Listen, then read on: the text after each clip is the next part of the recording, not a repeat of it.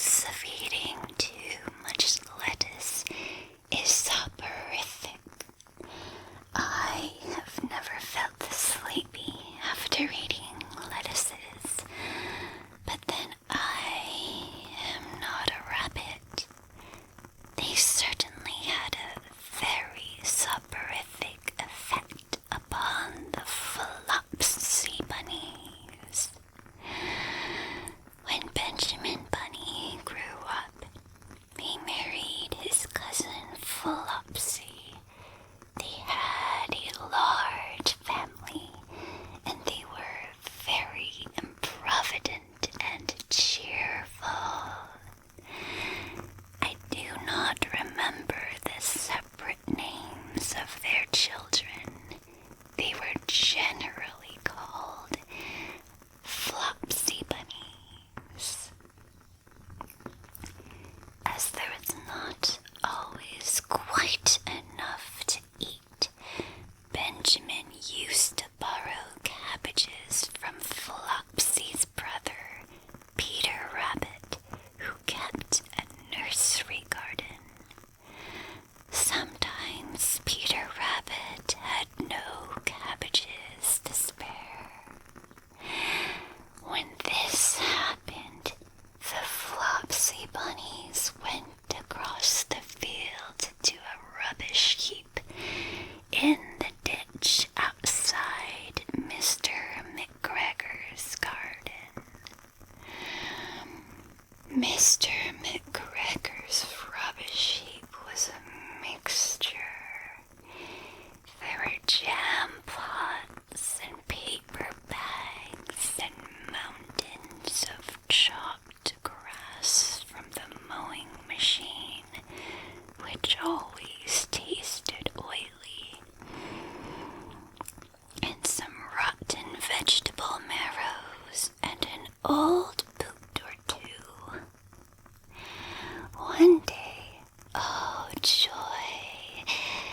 there were a quantity of overgrown lettuces which had shot into flower.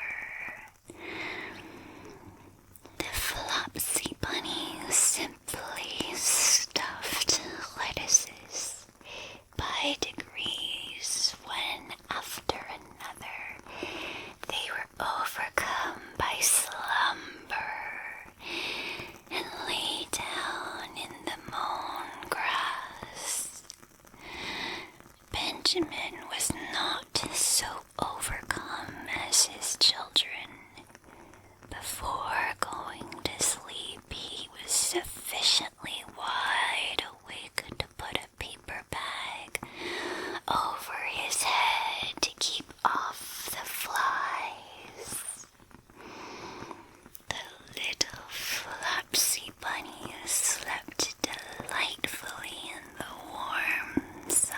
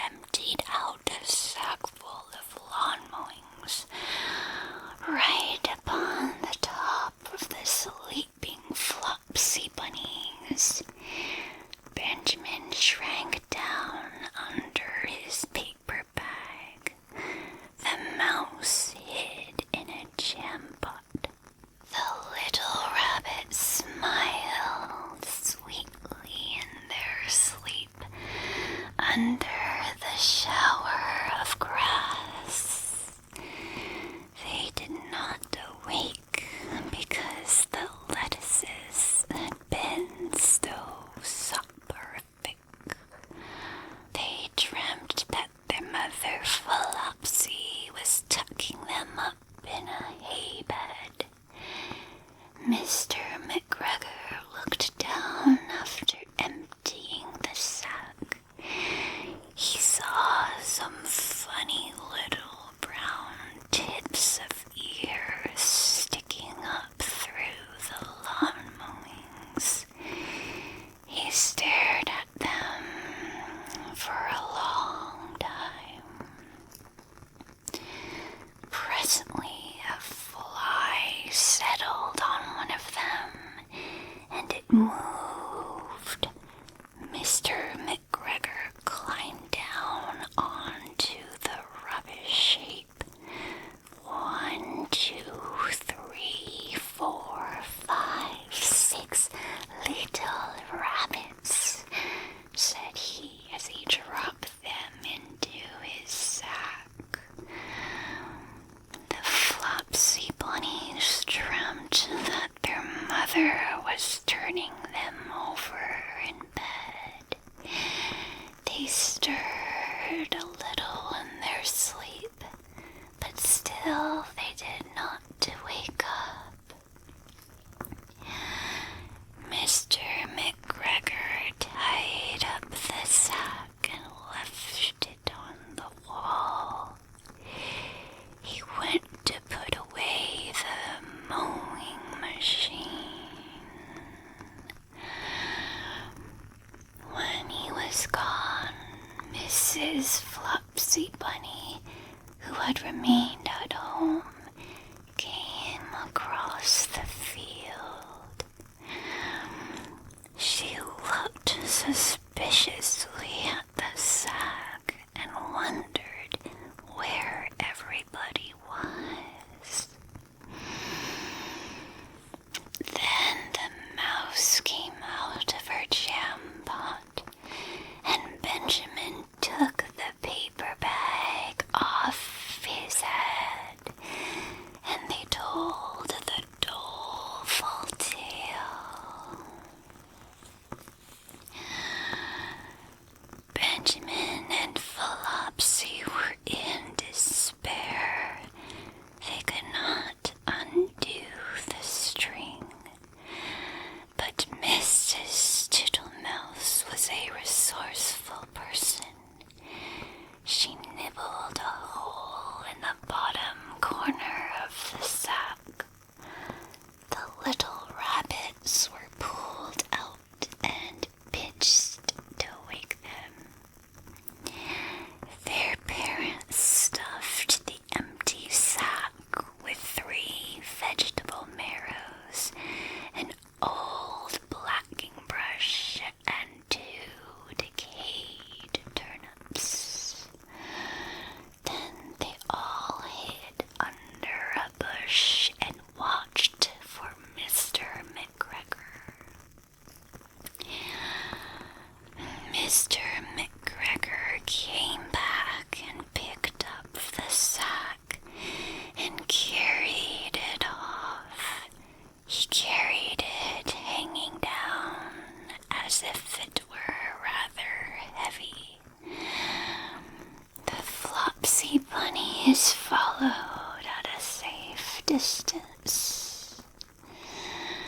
They watched him go into his house.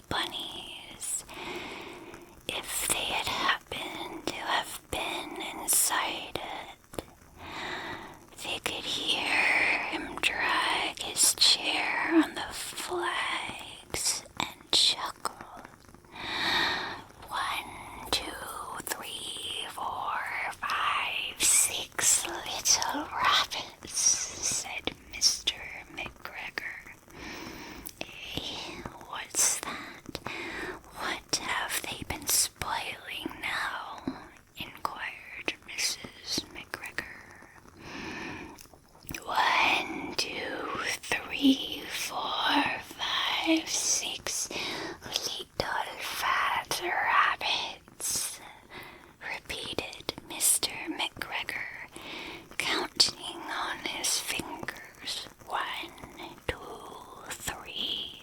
Don't you be silly. What do you mean, you silly old man? In the sack. 1, 2, 3, 4, 5, 6, replied Mr. McGregor. The youngest Flopsy Bunny got upon the windowsill. Mrs. McGregor took hold of the sack and felt it. She said she could feel 6, but they must be old rabbits because they were so hard and all different shapes. Not fit to eat, but the skins will do fine to line my old cloak. Line your old cloak, shouted Mr. McGregor. I shall sell them and buy myself baccy. Rabbit tobacco. I shall skin them and cut off their heads. Mrs. McGregor untied the sack and put her hand inside. When she felt the vegetables, she became very, very angry. She said that Mr. McGregor had done it on purpose. And Mr. McGregor was very angry too. One of the rotten marrows came flying through the kitchen window and hit the youngest Flopsy Bunny. It was